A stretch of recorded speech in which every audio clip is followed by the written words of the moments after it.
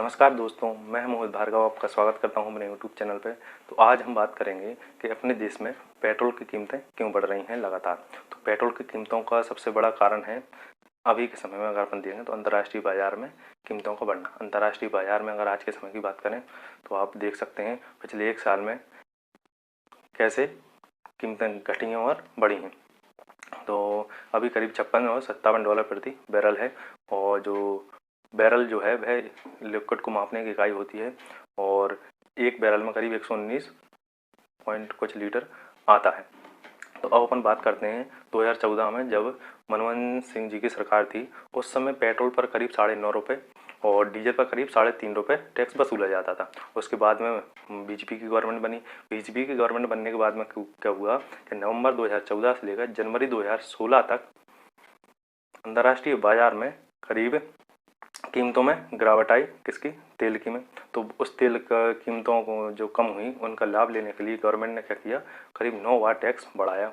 तो 9 बार टैक्स बढ़ाने के बाद में 2016 में करीब 2,42,000 करोड़ का उसने कर संग्रह किया पेट्रोल और डीजल के माध्यम से। अब अपन बात करते हैं पिछले साल की। तो 2020 में क्या हुआ, 2020 में जब लॉकडाउन लगे, सारे देश बंद थे, तो मार्च 2020 से अपन बात करते हैं तो मार्च 2020 से पिछले दिसंबर में ही करीब $50 जो है, $50 प्रति बैरल जो है वह पार हुआ है अगर अपन पिछले साल से अभी तक देखें तो। उसके बाद जो है करीब जो केंद्र सरकार है उसने भी इस अवधि में करीब 2 बार टैक्स लगाया है, एक 14 मार्च को और एक 5 मई को। अब क्या हुआ कि इस अवधि में सरकार ने टैक्स बढ़ा दिया। अब तब क्या हुआ कि खपत कम थी, अंतर्राष्ट्रीय बाजार में तेल की कीमतें कम हो गई थी क्योंकि उपलब्धता ज़्यादा थी और मांग कम थी। अब मांग कम होने पर सरकार ने क्या किया, अंतर्राष्ट्रीय बाजार में कीमतें कम हुई तो सरकार ने टैक्स लगा दिया। अब टैक्स लगाने से क्या हुआ कि कीमतें अपने इधर तो क्या हुई, अपने लाने समान ही रहीं। तो मतलब जनता के लाने सामान्य स्थिति में कीमतें रहीं, जनता को कोई फर्क नहीं हुआ या कोई लाभ नहीं मिला जो अंतर्राष्ट्रीय बाजार में कीमतें कम हुई थी। अब क्या हुआ कि धीरे धीरे जो कीमतें हैं वह सामान्य होती जा रही हैं अंतर्राष्ट्रीय बाजार में, लेकिन गवर्नमेंट जो है वह इनमें जो उसने शुल्क बढ़ाया है उसको कम करने के मूड में नहीं दिख रही है। अगर अपन पिछले साल की बात करें तो डीजल और पेट्रोल के माध्यम से करीब सरकार ने पिछले साल की तुलना में, मतलब कि 19 और 20 की तुलना में 20 और 21 के चालू वित्त वर्ष में जो है करीब 48% पेट्रोल और डीजल पर टैक्स अधिक वसूला है पिछले साल की तुलना में। तो आप समझ सकते हैं इससे कि सरकार ने किस प्रकार से टैक्स वसूला है। और अगर अपन बात करें खपत की, तो हुई थी करीब 2.54 करोड़ 19 में, और 20 में हुई थी 1.74 करोड़ टन। ठीक है। डीजल की बात करें तो डीजल की हुई थी करीब 5.54 करोड़ टन 19 में, और 20 की बात करें तो वह हुई थी खपत लॉकडाउन के समय, तो वह हुई थी करीब 4.49 करोड़ टन। तो इस हिसाब से आप देख सकते हैं कि कितना अंतर है खपत में, उसके बावजूद भी सरकार ने टैक्स वसूला है पिछले साल से ज़्यादा। मतलब कि किस मात्रा में सरकार ने हमसे टैक्स वसूला है 2020 में। स्रोत हैं पेट्रोल। तो अगर अपन सरकार की बात करें तो सरकार इस पर करीब 32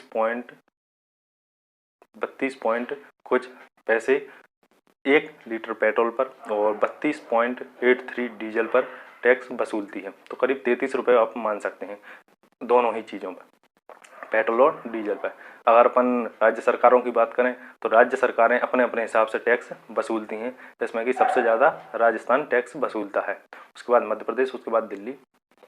तो अब अपन बात करें तो करीब जो सरकारें हैं, दोनों ही सरकारों का अगर मिला लिया जाए, पहले तो केंद्र की बात करें तो केंद्र जो है करीब 39% टैक्स वसूलता है पेट्रोल पर, और डीजल की बात करें तो 42.5% टैक्स वसूलता है डीजल पर। और अगर अपन दोनों ही राज्य सरकारों को जोड़ लें तो करीब करीब 2/3 टैक्स वसूलते हैं ये दोनों मिलकर जनता से। अगर अपन बात करें तो जैसे कि 2/3 पेट्रोल की कीमतों को सरकार के द्वारा टैक्स लगाया होता है, मतलब कि 90 रुपये में से 60 रुपये सरकार के द्वारा लगाए हुए होते हैं 1 लीटर अगर अपन पेट्रोल की बात करें तो इस हिसाब से आप समझ सकते हैं।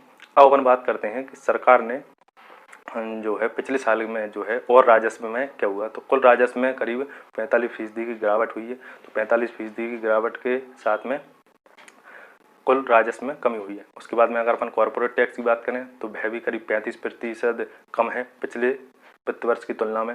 और अगर अपन इस बार बात करें कि आयकर कितना हुआ, तो आयकर भी 12% कम होकर वह भी निम्न स्तर पे है। लेकिन पेट्रोल जो है आप समझ सकते हैं 48% ज़्यादा है पिछले वर्ष की तुलना में। अब अपन बात करेंगे कि राजनीतिक दृष्टि। तो राजनीतिक दृष्टि जो है, पिछले कुछ दिनों पहले सोनिया गांधी जी ने भी कहा था कि सरकार को इन पर टैक्स कम करके जनता को राहत देनी चाहिए। लेकिन अगर अपन बात करें जनता को राहत देनी चाहिए तो टैक्स में बहुत सही बात है, जनता को राहत देनी चाहिए। लेकिन अपन सोनिया गांधी जी से भी एक बात पूछना चाहते हैं कि राजस्थान में जैसे कि कांग्रेस की सरकार है, कांग्रेस की सरकार के होने के नाते इनका वहाँ पर कुछ तो नियंत्रण होगा।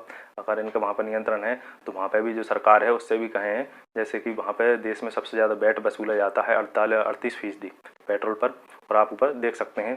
फिर उसके बाद मध्य प्रदेश है दूसरे नंबर पर 33%, फिर है दिल्ली 30%। इस प्रकार से आप देख सकते हैं। तो वह वहाँ पर भी बोलें कि सरकार जनता को राहत दे। और अब अपन बात करते हैं राहुल गांधी जी की। तो राहुल गांधी जी ने बोला कि विकास तो हुआ है लेकिन पेट्रोल और डीजल के दामों में। अब पेट्रोल और डीजल के दामों में विकास हुआ है, और साथ में उन्होंने लिखा है ट्वीट में कि जो सरकार जीएसटी के अंदर पेट्रोलियम उत्पादों को नहीं ला रही। तो जीएसटी के अंदर तो बिल्कुल सही बात है, जीएसटी के अंदर सरकार ला ही नहीं सकती, क्योंकि अगर अपन देखें और समझें तो अंतर्राष्ट्रीय स्तर पर अगर अपन देखें तो जीएसटी क्या है। जीएसटी में अगर मान लो कोई भी वस्तु है या सेवा कर है, उसमें एक बार अगर उस पर टैक्स लग गया तो वह परिवर्तित नहीं होगा। तो जो अंतर्राष्ट्रीय कीमतें हैं उन कीमत का कम होने पर लाभ कौन लेगा? सरकार, टैक्स को बढ़ा या घटाकर बढ़ाने पर। अब अगर मान लो जीएसटी लागू हो गया तो सीधा किसको फायदा होगा? जनता को। इसलिए जीएसटी अगर लागू हो गया तो पेट्रोल और डीजल की कीमतें हो जाएंगी 40 और 50 रुपये अपने ही देश में। तो इस प्रकार से आप समझ सकते हैं कि जीएसटी तो होना ही नहीं है। एक और हैं माकपा के नेता सीताराम येचुरी, उन्होंने कहा कि देश में जहाँ महामारी और आर्थिक मंदी और बेरोजगारी पसरी हुई है, वहीं जनता से टैक्स वसूला जा रहा है पेट्रोल और डीजल पे के माध्यम से। तो सही कहा है उन्होंने। और अपन आगे बात करते हैं जो कि हमारे पेट्रोलियम मंत्री हैं आज के समय में, धर्मेंद्र प्रधान, पेट्रोलियम मंत्री। उन्होंने कहा कि जो सऊदी अरब के माध्यम से जो उत्पादन में कमी करी गई है उसके माध्यम से, मतलब उसके कारण कीमत जो है वह बढ़ गई है। अगर मान लो कीमतें बढ़ गई हैं तो सरकार तो राहत दे सकती है, तो सरकार को राहत देना चाहिए। अब अपन बात करते हैं कि महंगाई पर।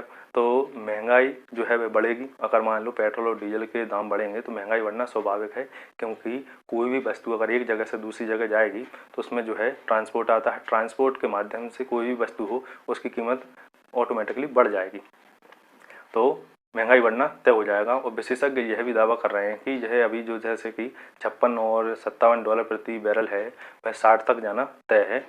तो सरकार को राहत देना ही पड़ेगी। और अगर अपन बात करें तो सरकार को क्या करना चाहिए? तो सरकार को यही करना चाहिए कि जो भी हो सके, जितना भी हो सके, जनता को राहत देने के लिए जो भी टैक्स हैं उनमें कम किए जाएँ, इतना भी हो जाए जिससे कि जनता को राहत मिल सके और इससे सब चीज़ें नॉर्मल होंगी कि जनता को राहत मिलेगी। और अब अपन बात करते हैं, तो यही मेरी इन्फॉर्मेशन थी जो मैं आप तक पहुंचाना चाह रहा था। और अगर आपको ये इन्फॉर्मेशन अच्छी लगी हो तो वीडियो को लाइक करें, शेयर इतना करें कि सरकार तक पहुंच जाए, जिससे कि अपने पेट्रोल और डीजल के जो दाम हैं वह कम हो सकें। और उसके बाद में मैं मोहित भार्गव ऐसी ही इन्फॉर्मेटिव वीडियो लेकर आने वाला हूँ और जो कि आपको जागरूक रख सकें। जैसे कि आपके आसपास होता क्या है ये तो पता होता है आपको, लेकिन उसकी सटीक जानकारी आप तक नहीं होती। तो वही सटीक जानकारी आप तक पहुंचाना ही मेरा लक्ष्य रहेगा और उसी के ऊपर मैं काम करने वाला हूं। तो मुझे सपोर्ट करें, आपके सपोर्ट की ज़रूरत है। धन्यवाद। जय हिंद, जय भारत।